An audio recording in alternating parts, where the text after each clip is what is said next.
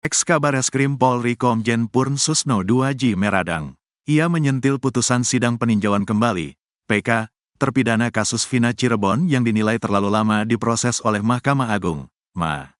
Semestinya Hakim MA sudah bisa memutus sidang tersebut dengan menutup mata, lantaran bukti-bukti yang menunjukkan kasus itu adalah pembunuhan sudah rontok berguguran. Para terpidana, yang kini mendekam di bui, juga bukan pelakunya. Susno begitu kesal ketika mendengar bahwa hasil PK terpidana baru keluar 3 bulan lamanya.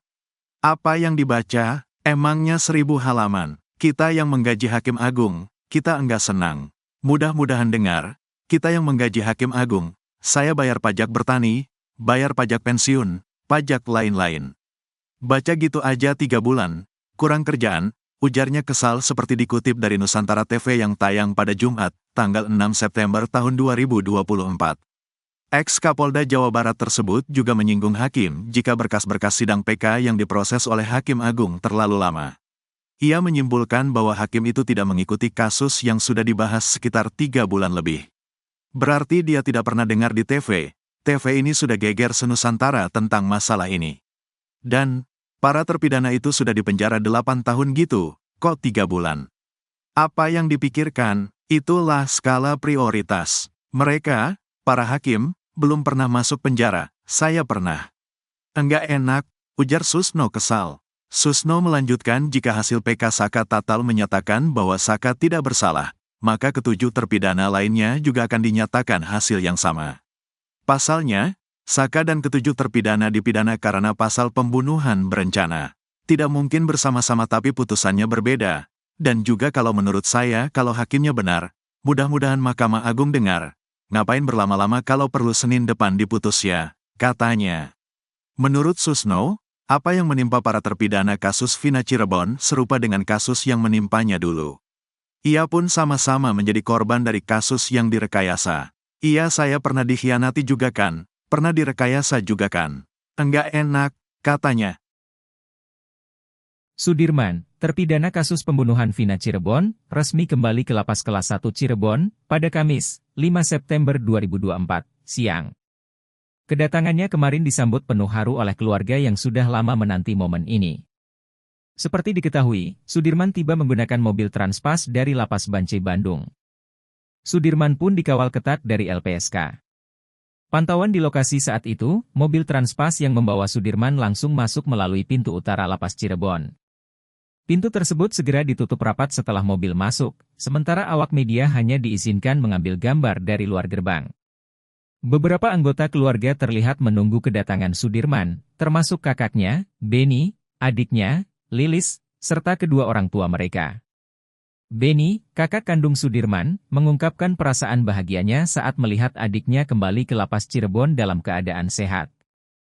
Menurutnya, keluarga sudah lama menantikan momen ini. Perasaan saya dan keluarga sangat senang serta bahagia, Sudirman sudah ada di Lapas Cirebon. Itu memang harapan yang ditunggu-tunggu oleh keluarga, ujar Beni saat dikonfirmasi Tribun, Jumat, 6 September 2024. Ia juga bercerita mengenai percakapan pertama mereka setelah Sudirman tiba di lapas. Kemarin di dalam lapas setelah Sudirman datang, yang pertama diobrolkan ia menanyakan kesehatannya, ternyata alhamdulillah sehat. Sempat nangis juga terharu, ucapnya. Beni turut mengapresiasi pelayanan yang diberikan pihak lapas kepada adiknya. Tak lupa, Beni menyampaikan rasa terima kasihnya kepada tim kuasa hukum Sudirman, terutama kepada Oto Hasibuan dan Titin Prialianti.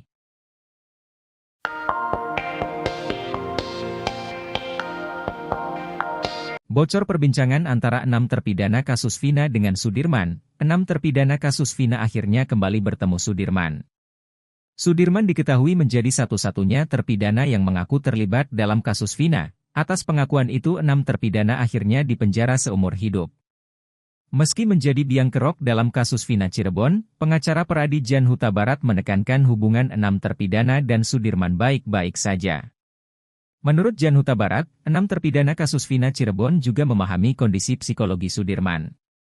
Meski menjadi biang kerok, menurut pengacaranya, Titin Prialianti juga membocorkan perbincangan 6 terpidana saat bertemu Sudirman di Lapas Kesambi Cirebon. Kata Titin, 6 terpidana kasus Vina langsung memberi semangat pada Sudirman, mereka bahkan berjanji akan menjaga Sudirman.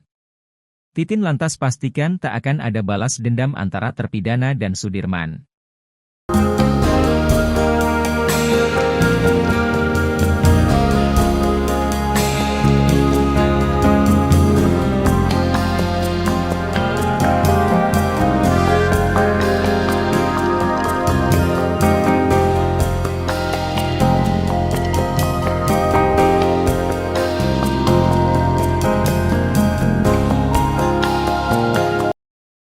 Hakim menolak permohonan untuk menyatukan sidang PK Sudirman dengan 6 terpidana kasus Vina yang lain. Pengacara terpidana kasus Vina, Otto Hasibuan sebelumnya membuat permohonan ke hakim agar sidang PK Sudirman disatukan. Otto Hasibuan pun membuat 3 bagian dalam permohonan sidang PK terpidana kasus Vina. Dari 6 yang ada di luar Sudirman, permohonan ini kami bagi jadi 3 bagian. 1 bagian permohonan untuk mewakili Hadi Saputra, Eka Sandi, Jaya dan Supriyanto. Kecuali Sudirman, kata Otto Hasibuan saat sidang PK terpidana kasus Vina Cirebon. Pengacara memisahkan Rivaldi dan Eko Ramadhani. Permohonan PK Rivaldi kami buatkan sendiri, Eko Ramadhani juga sendiri. Untuk permohonan PK ini 3 permohonan, kemudian di luar itu juga ada Sudirman jadi 4, jelas Otto Hasibuan. Otto Hasibuan mengusulkan agar sidang PK terpidana kasus Vina Cirebon bisa cepat dan tak rumit, maka menyatukan Sudirman dengan 6 terpidana lain. Bukan hanya itu, pertimbangan lain juga agar pengacara tak perlu membaca semua permohonan satu persatu. Selain itu, saksi dan ahli juga tak perlu datang berulang kali. Menjawab usulan itu, Hakim Arif Ferdian langsung mengabulkan permohonan untuk Rivaldi, Eko, Hadi, Eka, Supriyanto dan Jaya. Tapi Hakim Arif Ferdian tak bisa mengabulkan menyatukan Sudirman dengan terpidana kasus Vina Cirebon yang lain. Yang Sudirman tidak dapat kami kabulkan karena ada alasannya, katanya. Menurutnya, jarak waktu pendaftaran pengajuan kembali 6 terpidana kasus Vina Cirebon terlampau jauh dengan Sudirman. Pengajuan Sudirman jauh setelah pendaftaran PK atas nama Rivaldi, Eko dan Hadi dan kawan-kawan, makanya kami tersendirikan sidangnya, kata Ari. Sambutan hangat ditunjukkan oleh 6 terpidana kasus Vina Cirebon saat Sudirman kembali ke Lapas Kelas 1 Cirebon, Kamis, 5 Agustus 2024. Diketahui, ini pertama kalinya 6 terpidana bertemu lagi dengan Sudirman setelah bulan Mei lalu dipindahkan saat penangkapan Peggy Setiawan. Saat itu para terpidana kasus Vina dipindahkan ke lapas, kecuali Sudirman. Sudirman dipisahkan dengan terpidana lain dan ditahan di Polda Jabar. Setelah itu, Sudirman sulit ditemui hingga akhirnya dipindahkan ke Lapas Bancai, Bandung sementara teman-temannya dikembalikan ke Lapas Cirebon. Kini Sudirman sudah kembali bersama dengan teman-temannya lagi di Lapas Cirebon. Kuasa hukum Sudirman, Jan S. Huta Barat mengatakan, pertemuan Sudirman dan 6 terpidana kasus Vina berlangsung haru. Ke-6 terpidana kasus Vina langsung memeluk Sudirman saat tiba di Lapas Cirebon. Bertemu semua, mereka berpelukan, keren banget, kata kuasa hukum 7 terpidana, Jan S. Huta Barat dikutip dari YouTube Vario Channel, Jumat, 6 Agustus 2024. Tak ada pembulian terhadap Sudirman, Jan memastikan kalau para terpidana akan menjaganya. Menurut Jan, 6 terpidana menerima Sudirman dengan baik dan saling memberikan dukungan. Yang paling penting teman-temannya itu benar-benar sayang sama Sudirman, kata dia lagi. Jan mengatakan, Sudirman sangat bahagia saat dipindahkan dari Lapas Bancai.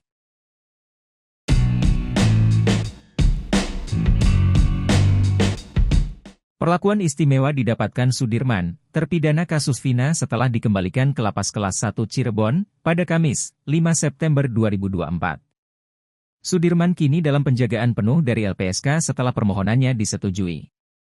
Artinya, selain dijaga petugas lapas, Sudirman juga dijaga selama 25 jam oleh petugas LPSK di dalam penjara.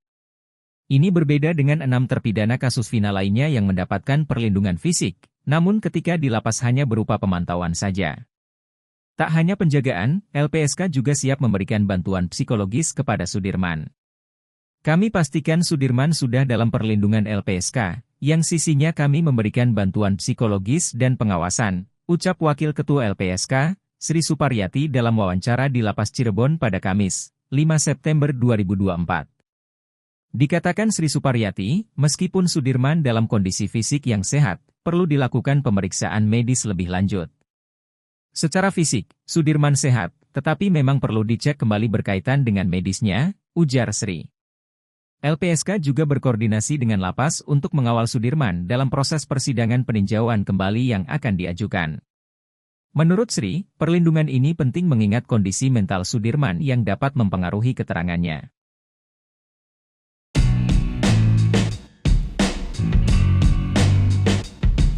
Sebelumnya tim khusus bentukan Kapolri untuk mengungkap kasus Vina dianggap melempem. Hal tersebut karena hingga kini tim sus kasus Vina terlihat diam dan tidak memberikan informasi terkait perkembangan penyelidikan kasus Vina. Namun hal lain diungkap oleh pakar psikologi forensik, Reza Indragiri Amriel. Reza Indragiri menduga tim sus kasus Vina sudah punya kesimpulan dari penyelidikan kasus Vina. Firasat saya, tim sus dimaksud sudah punya simpulan tentang tidak adanya pidana di balik kematian tidak wajar Eki dan Vina, kata Reza dalam keterangan yang diterima, Kamis, 5 September 2024.